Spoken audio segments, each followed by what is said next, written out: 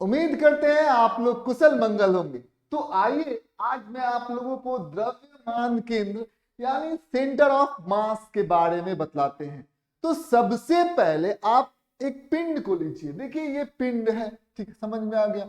अब इस पिंड के चारों ओर जो है वो द्रव्यमान जो है वो स्थित है, ठीक है, समझ में आ गया।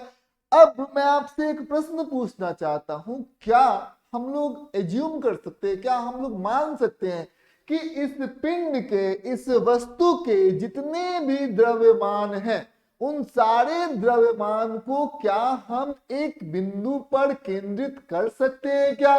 तो जवाब आएगा हाँ, ये बिल्कुल संभव है कि इस पिंड के, इस वस्तु के जितने भी द्रव्यमान हैं उन सारे द्रव्यमान को एक केंद्र, एक बिंदु पर हम लोग उसे केंद्रित मान सकते हैं। यानी कि इस पिंड का द्रव्यमान यदि स्मॉल m है तो हम ये मान सकते हैं कि इस बिंदु का भी द्रव्यमान कितना होगा, स्मॉल m होगा, ठीक है। और इसका सारा द्रव्यमान जो है एक बिंदु पर हम लोग केंद्रित मान सकते हैं और इसी बिंदु को हम लोग बोलते हैं द्रव्यमान केंद्र, ठीक है। तो हम लोग लिखेंगे वह, इसका परिभाषा लिखने में, वह केंद्र, वह केंद्र, ठीक है, वह केंद्र जहां जहां किसी पिंड के, किसी पिंड के,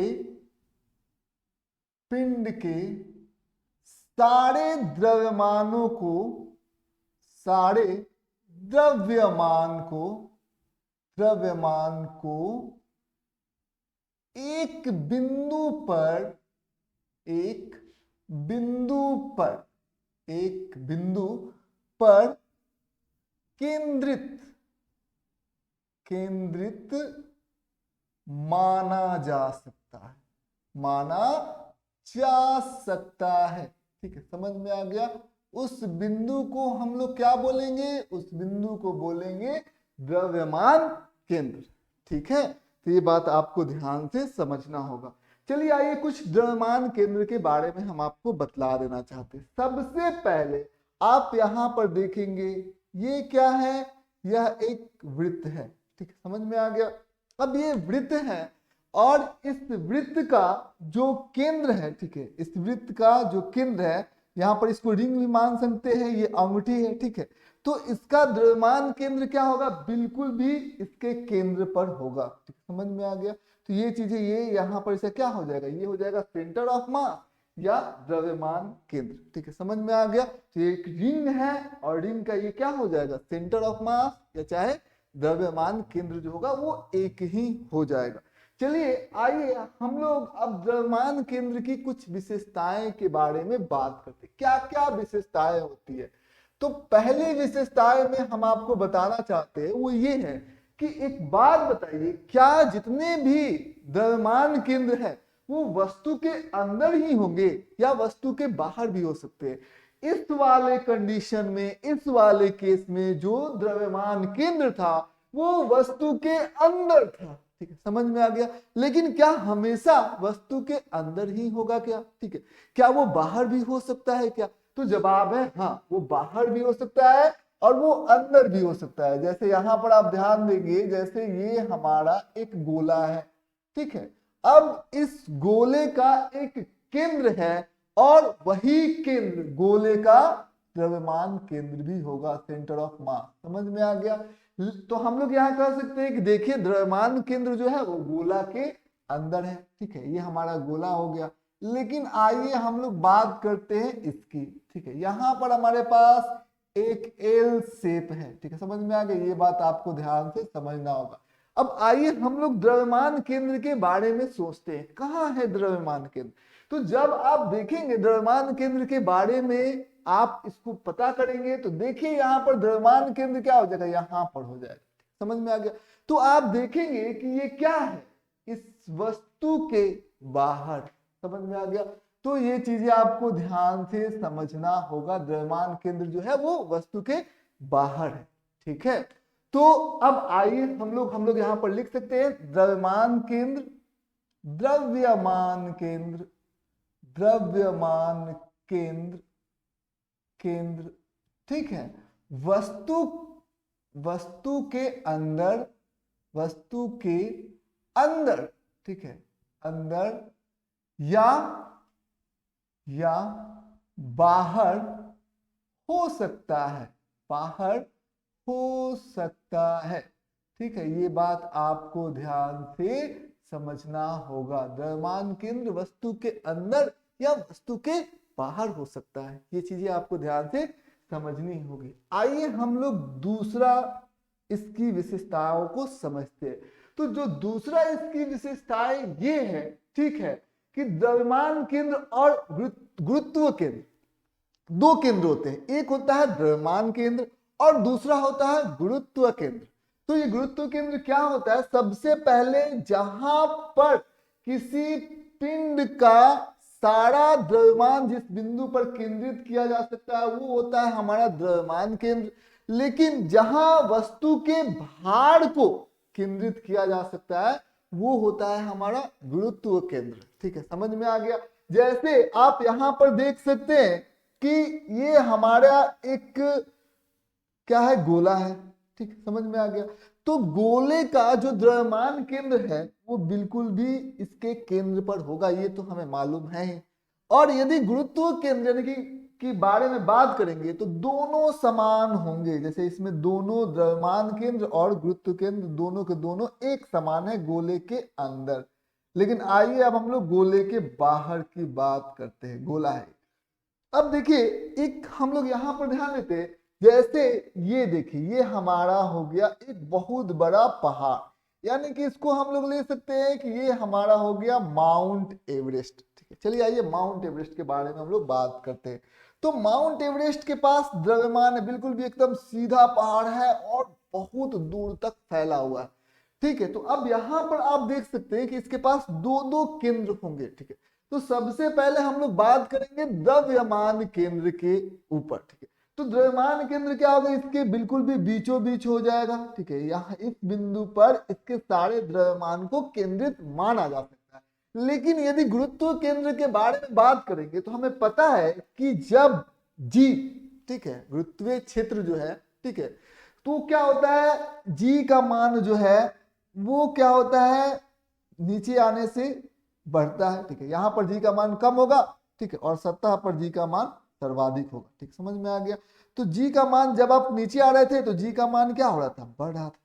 तो इसके दो हिस्से कर दीजिए, एक नीचे वाला हिस्सा कर दीजिए, ठीक है, और एक ऊपर वाला हिस्सा कर दीजिए, ठीक है। ऊपर वाला हिस्सा, नीचे वाला हिस्सा। तो ऊपर वाले हिस्से का भार जो है ये मान लेते हैं भार 1 है, ठीक है। ये क्या हो गया हमारा, ये हो गया हमारा भार 1, ठीक है। चलिए आइए हम लोग इसको बारे में डिस्कस करते हैं। ये हो गया हमारा भार 1।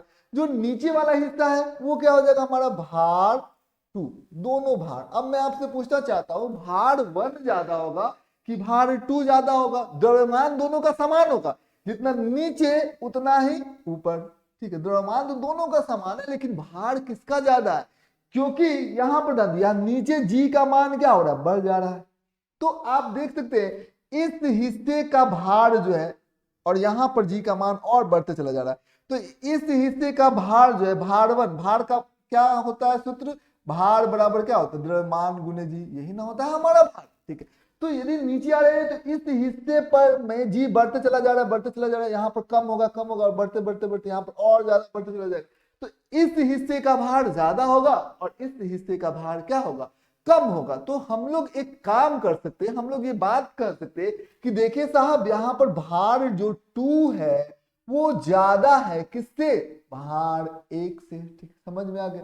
तो यदि हम लोग गुरुत्व केंद्र के बारे में बात करेंगे कि आखिर गुरुत्व केंद्र जो होगा वो कहाँ होगा, तो जिधर ज्यादा भार होगा उधर ही गुरुत्व केंद्र होता है, ठीक है, उसके करीब होता है। तो गुरुत्व केंद्र जो होगा वो आपका सेंटर ऑफ मास यानी कि द्रव्यमान केंद्र से थोड़ा नीचे, क्योंकि इसका भार ज्यादा है तो गुरुत्व केंद्र यहाँ पर होगा, ये हो जाएगा हमारा गुरुत्व केंद्र। यहाँ पर हम लोग इसको लिख सकते हैं गुरुत्व केंद्र, ठीक है। ये चीजें आपको ध्यान से समझना होगा, ठीक है, समझ में आ गया। ये गुरुत्व केंद्र हमारा हो गया।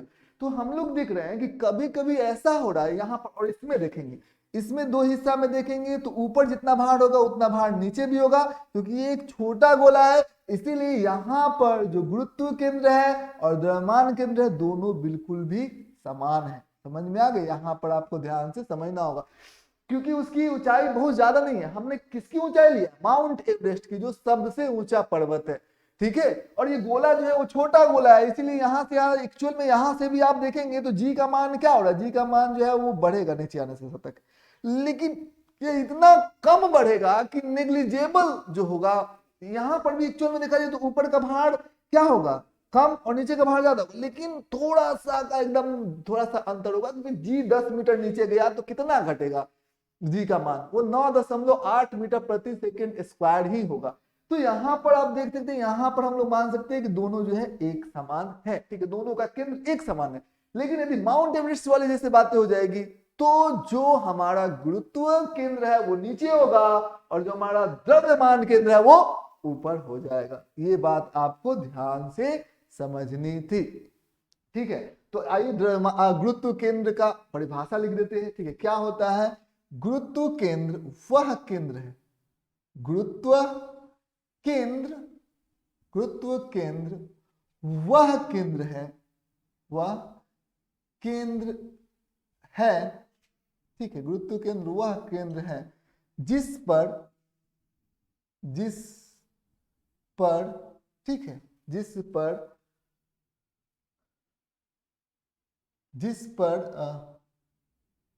वस्तु का कुल भार एक बिंदु पर माना जा सकता है, एक बिंदु पर माना जा सकता है, ठीक है, माना जा सकता है, माना जा सकता है। ये बात आपको ध्यान से समझना है, ठीक है। समझ में आ गया आप लोगों को कि गुरुत्व केंद्र कौन सा केंद्र है? जिस पर वस्तु का कुल भार एक बिंदु पर माना जा सकता है। चलिए आइए हम लोग और आगे की तरफ बढ़ते हैं, ठीक है। सबसे पहले यहां पर हम लोग ध्यान देंगे, हमारे पास दो द्रव्यमान है, ठीक है, दो द्रव्यमान है। एक द्रव्यमान है हमारा कैपिटल एम, इसको ध्यान से हम लोग समझेंगे। ये हमारा हो गया कैपिटल एम, ठीक, और ये हमारा हो गया स्मॉल एम। तो इस चीज को आपको ध्यान से समझना होगा, दो द्रव्यमान हमारे पास स्थित है। अब क्या करेंगे, यहाँ पर आप देखेंगे जैसे यहाँ पर जो द्रव्यमान है कैपिटल एम वो बड़ा है स्मॉल एम से। समझ में आ गई? ये चीजें आपको ध्यान से समझनी होगी। अब क्या हो जाएगा, ये जैसे यहाँ पर ध्यान से आप समझेंगे तो अब हम लोग यहाँ पर देख सकते हैं, क्या देख रहे हैं कि जो इन दोनों का क्या होगा, इन दोनों का एक द्रव्यमान केंद्र होगा, ये बात तो हमें मालूम है। तो वो द्रव्यमान केंद्र कहाँ होगा? तो वो द्रव्यमान केंद्र जो होगा वो बड़े वाले द्रव्यमान के नजदीक होगा, ठीक है। समझ में आ गया? इन दोनों का एक द्रव्यमान केंद्र होगा, द्रव्यमान केंद्र, ठीक है, ये O है, और वो क्या होगा, बड़े वाले द्रव्यमान के ये नजदीक होगा। समझ में आ गया? तो ये बात आपको ध्यान से समझनी है, ठीक है। ये बात आप बड़ी आराम से क्या कर लिए, समझ लिए, ठीक है। तो अब ये समझ में आ गया तो हम लोग कहेंगे द्रव्यमान केंद्र, द्रव्यमान केंद्र भारी वस्तु के नजदीक होता है, भारी वस्तु के नजदीक होता है, नजदीक होता है, ठीक है, होता है। भारी वस्तु के नजदीक भी लिख सकते हैं या पास होता है, ठीक है। ये चीजें आपको ध्यान से समझनी है, ठीक हो गया। तो ये चीजें आपको समझ लेनी है। चलिए आइए हम लोग और के बारे में बात करेंगे। जैसे मान लेते हैं जैसे यहाँ पर हमारा वस्तु है, ठीक, तो इसका ये द्रव्यमान केंद्र है, ठीक। यदि हम लोग क्या कर रहे हैं, हम लोग इसका वेग दे रहे हैं, ठीक है, वेग में परिवर्तन कर रहे हैं, यानी कि वेग हो जाने की वजह से मान लेते इसका वेलोसिटी जो है वो 10 मीटर प्रति सेकंड है, और यहाँ पर इसका जो वेग है, और ये यहाँ पर विराम अवस्था में, वही है विराम अवस्था में। तो क्या दोनों का द्रव्यमान केंद्र अलग अलग होगा क्या? तो जवाब है नहीं, द्रव्यमान केंद्र दोनों ही स्थितियों में समान होगा। ठीक है, समझ में आ गया? द्रव्यमान केंद्र दोनों ही स्थितियों में क्या होगा? समान होगा। वस्तु का वेग हो या आंतरिक बल, ठीक है, उससे कोई फर्क नहीं पड़ता है द्रव्यमान केंद्र को। ठीक है, द्रव्यमान केंद्र जो है वो तभी बदल सकता है जब कोई बाहरी बल लगे। ठीक है, समझ में आ गया? जैसे आपको हम बताना चाहते हैं, यहाँ पर देखिए, यहाँ पर हमारे पास ये एक कंटेनर है। ठीक, समझ में आ गया? अब इस कंटेनर के अंदर बहुत सारे हम लोगों ने गैस, ठीक है, समझ में आ गैस है, ठीक है, मान लो हाइड्रोजन गैस है, तो हाइड्रोजन गैस है, उसके बहुत सारे अणु हैं। ठीक है, समझ में आ गया? जिसके वजह से इन अणुओं के कारण एक द्रव्यमान केंद्र होगा। तो वो हमारा द्रव्यमान केंद्र कुछ इस प्रकार से हो गया। ये हो गया हमारा सेंटर ऑफ मास, द्रव्यमान केंद्र हो गया। अब क्या होगा, ये अणु जो है, इसके अणु इधर उधर जो है वो घूम रहे हैं। ठीक है, तो क्या घूमने के वजह से इनके द्रव्यमान केंद्र में किसी भी प्रकार का परिवर्तन होगा क्या? तो जवाब है नहीं, इनके द्रव्यमान केंद्र में परिवर्तन होगा ही नहीं, क्योंकि ये जो अणु एक दूसरे से टकरा रहे हैं, तो वो किस प्रकार के बल होंगे? बाहरी बल होगा, बाह्य बल होगा, या आंतरिक बल होगा? आंतरिक बल होगा। तो आंतरिक बल के वजह से द्रव्यमान केंद्र में किसी भी प्रकार का कोई भी परिवर्तन नहीं होता है। तो यहाँ पर एक दूसरे के साथ टकरा रहे हैं, और आंतरिक बल का मतलब क्या होगा? जैसे मान लेते हैं कि इन सबको एक व्यवस्था के अंदर हम लोगों ने मान लिया, ठीक है, इसको प्रणाली के अंदर हम लोगों ने एक मान लिया, इसमें जितने भी अणु हैं और कंटेनर है, तो ये अणु और कंटेनर एक दूसरे के ऊपर जो बल लगाएंगे, तो वो बल जो होगा वो आंतरिक बल होगा। ठीक है, और उस आंतरिक बल के वजह से आपस में टकराए, कंटेनर के वाल के साथ टकराए, दीवार के साथ टकराए, तो आंतरिक बल के वजह से यहां पर आप देखेंगे कि सेंटर ऑफ मास यानी कि द्रव्यमान केंद्र में कोई भी परिवर्तन नहीं होगा, और यहाँ पर जो गुरुत्व केंद्र है वो भी समान ही होगा। समझ में आ गया? लेकिन यदि कोई बाहर से बल लगा दे तो ये संभव है, मान लेते यहाँ पर बाहरी बल लगा दे, तो बाहरी बल लगाएंगे तो द्रव्यमान केंद्र में परिवर्तन जो है वो संभव है। ठीक है, समझ में आ गया? ये बात आपको ध्यान से समझना था। चलिए पहले इसे हम लोग मिटाते हैं।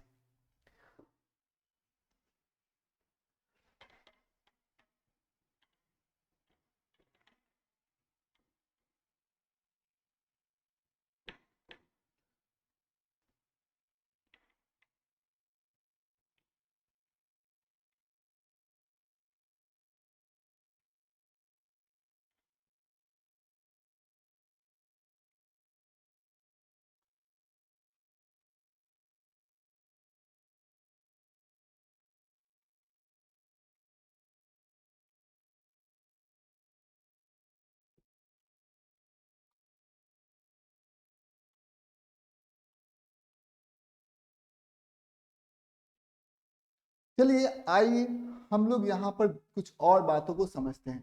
तो सबसे पहले हमारे पास ये देखिए, ये एक्स धनात्मक एक्स अक्ष है और ये धनात्मक वाई अक्ष है। ये हमारा 0,0 ये बिंदु है। ठीक है, अब यहाँ पर ध्यान देंगे, यहाँ पर हम लोगों ने दो कण लिया हुआ है। ये देखिए हमारा प्रथम कण है, और इस कण का जो द्रव्यमान है वो m1 के बराबर है। अब आइए हम लोग दूसरे कण लेते हैं, वो कण हो गया हमारा ये m2 कण। समझ में आ गया? दो कण है हमारे पास। अब पहले कण का स्थिति सदिश हम लोग निकालना चाहते हैं, तो स्थिति सदिश कैसे निकालेगा? इसको हम लोग ओरिजिन से, इसको हम लोग, और ये जिस बिंदु पर स्थित है और ये बिंदु, दोनों बिंदु को ज्वाइन करेंगे, दोनों बिंदु को जोड़ देंगे एक सदिश के रूप में, तो ये हमारा स्थिति सदिश हो जाएगा। ये हो जाएगा हमारा R1 सदिश। ठीक है, अब देखिए, अब यहाँ पर M2 का, यदि हमको M2 कण का स्थिति सदिश निकालना है तो वही समान प्रक्रिया हम लोग यहाँ पर लाएंगे। ये हमारा M2 कण का स्थिति सदिश हो गया। तो दोनों का हमारे पास स्थिति सदिश अब हमारे पास पता। अब हम लोग क्या करेंगे कि इन दोनों कणों का, ठीक है, एक क्या होगा? द्रव्यमान केंद्र होगा।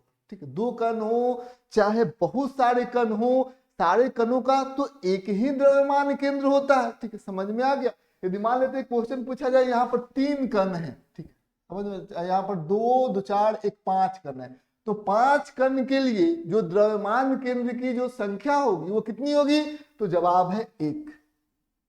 ठीक, समझ में आ गया। एक कण के लिए द्रव्यमान केंद्र की संख्या कितनी होगी? 1 होगी। 2 कण के लिए भी 1 ही होगी। 10 कणों के लिए द्रव्यमान केंद्र की संख्या कितनी होगी? 1 ही होगी।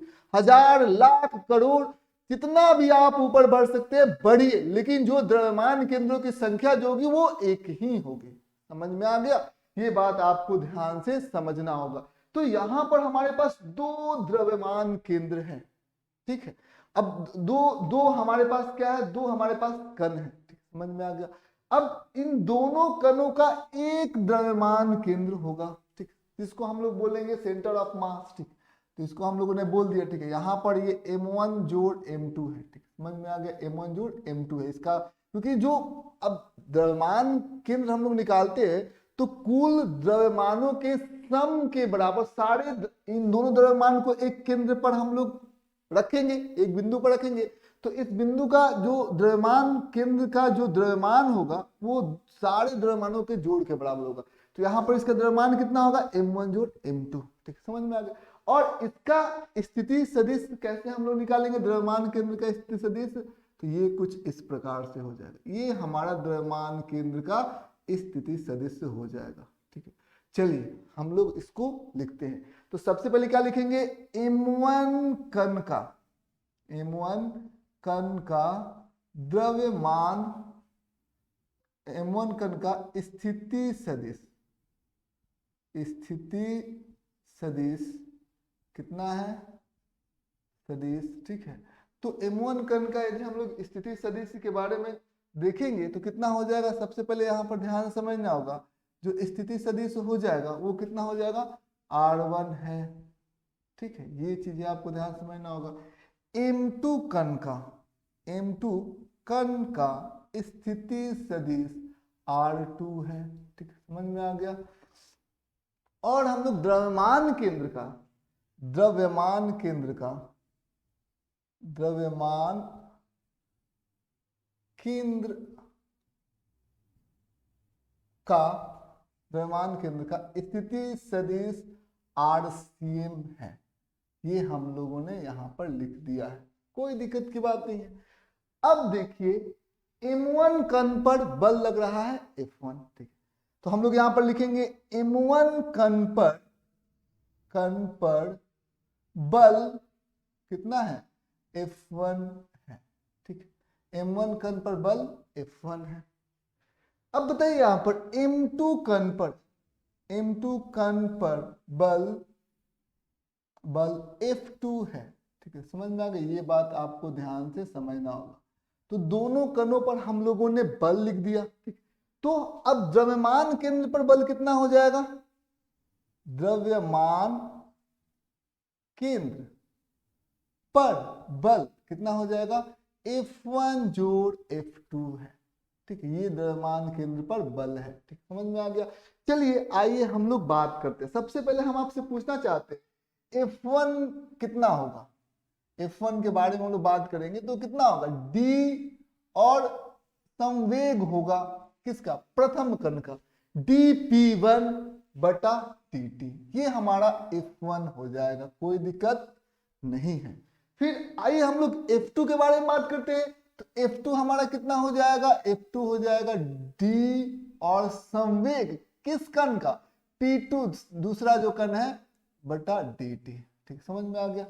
अब यदि हम लोग बात करें, क्योंकि द्रव्यमान केंद्र पर जो बल लगा वो F1 जोड़ F2 लगा हुआ है, तो आइए हम लोग F1 जोड़ F2 के बारे में बात करते हैं। F1 जोड़ F2, ठीक है, ये द्रव्यमान केंद्र पर लगने वाला बल है। तो ये कितना हो जाएगा? सबसे पहले यहां पर देखेंगे dP1 बटा dt जोड़ dP2 बटा dt।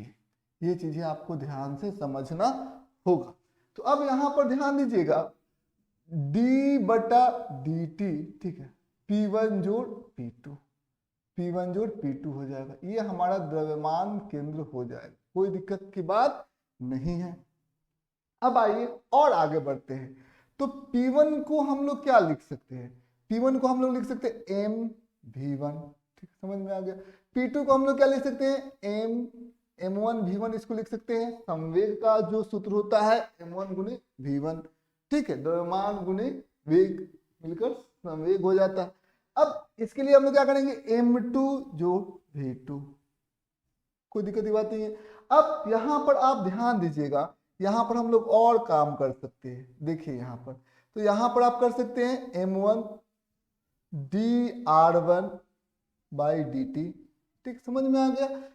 और यहां पर क्या करेंगे m2 dr2 बाई dt, कोई दिक्कत की बात नहीं है, इसको हम लोगों ने कर लिया। अब m1 क्या है, m1 तो एक नियतांक है, तो इसको यहां पर हम लोग गुना के रूप में लिख सकते हैं। तो क्या लिखेंगे हम लोग, ध्यान दीजिएगा, d बाई dt हम लोग लिख सकते हैं, और यहां पर हम लोग लिख सकते हैं d m1 गुने r1 सदिश के रूप में बटा dt, कोई दिक्कत की बात नहीं है, ठीक। जोड़ यहां पर क्या कर सकते हैं, इसको यहां पर गुना कर देंगे dm2 गुने r2 बटा dt, ठीक समझ में आ गई। ये बात आपको ध्यान से समझना होगा, ये आपने कर दिया, कोई दिक्कत की बात नहीं है, ठीक है। तो ये आपने बड़ी आराम से चीजों को कर दिया, ठीक है।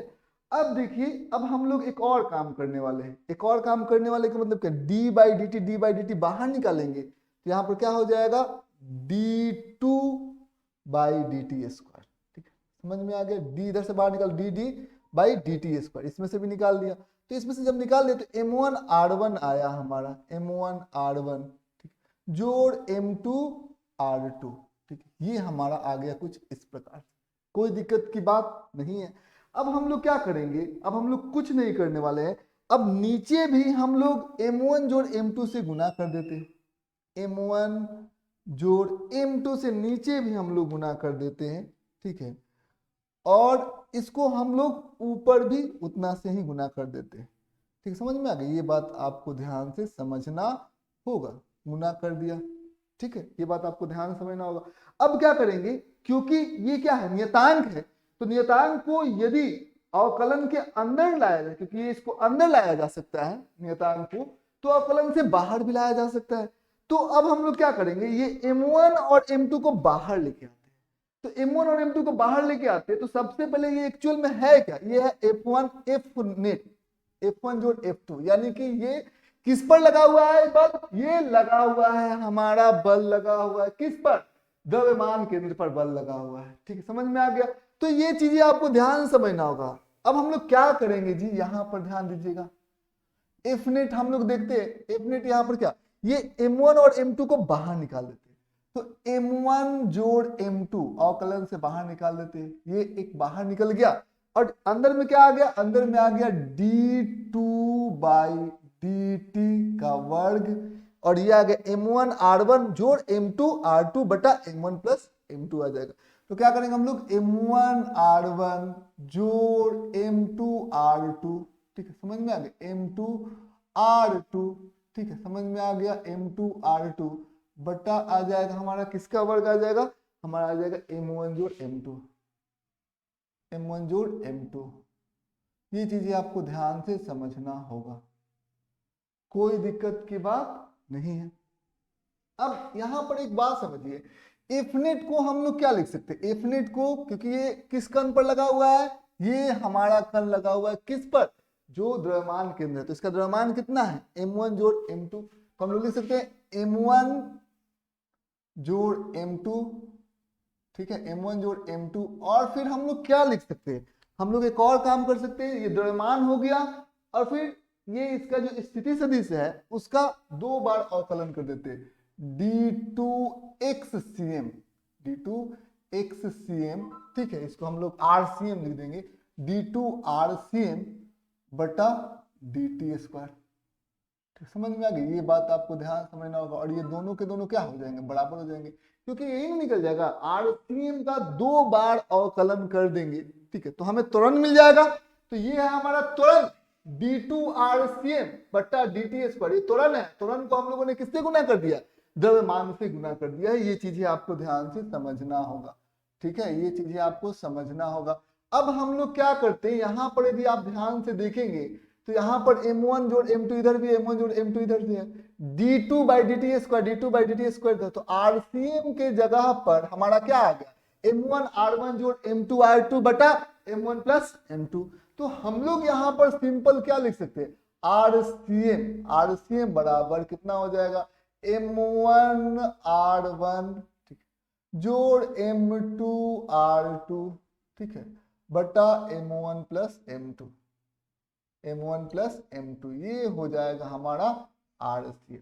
समझ में आ गया, ये बात आपको ध्यान से समझना था, यही सूत्र होता है, ठीक है, RCM का, जो हम लोगों ने क्या कर लिया, साबित कर लिया, यानी कि हमारा किसका स्थिति सदिश है, ये स्थिति सदिश है द्रव्यमान केंद्र का।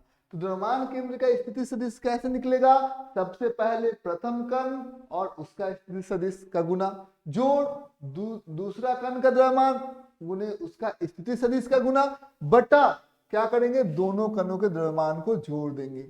ये हो गया हमारा स्थिति सदिश द्रव्यमान केंद्र का। उम्मीद करते हैं आज का वीडियो आप लोगों के लिए इंफॉर्मेटिव रहा होगा।